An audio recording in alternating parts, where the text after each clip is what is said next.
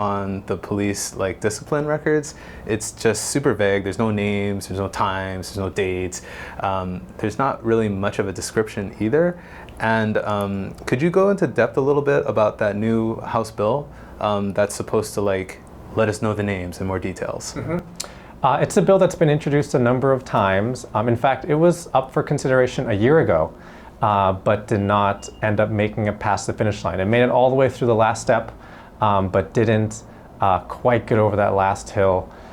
Because of the recent events that have transpired across the country, the protests, the unfortunate incident with George Floyd, I feel that some of us at the legislature has felt it's been a tipping point. When I understood what happened to George Floyd, Mr. Floyd in Minneapolis, I don't have the heart to watch it. It's just something I think I would have a hard time seeing.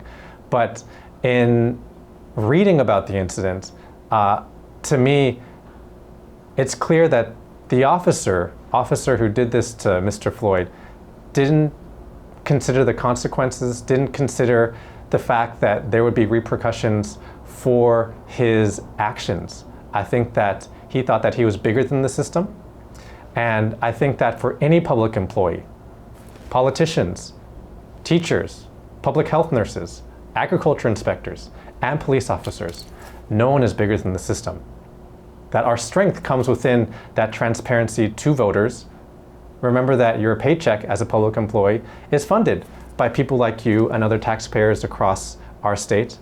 I feel that those people who want to rise above the law or who feel that there are never repercussions for their actions as a state employee, I feel that it's a dangerous mindset.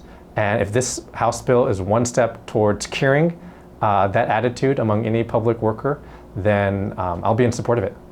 I don't think we need to publish allegations because I could just say anything about an officer. Oh, I don't like that guy. I'm going to say he touched me inappropriately, or I'm going to say he whispered something underneath his breath that was racist or something. If it's not substantiated, that's kind of like the line that I draw. But then after review and then somebody gets suspended, oh, we got to know about that.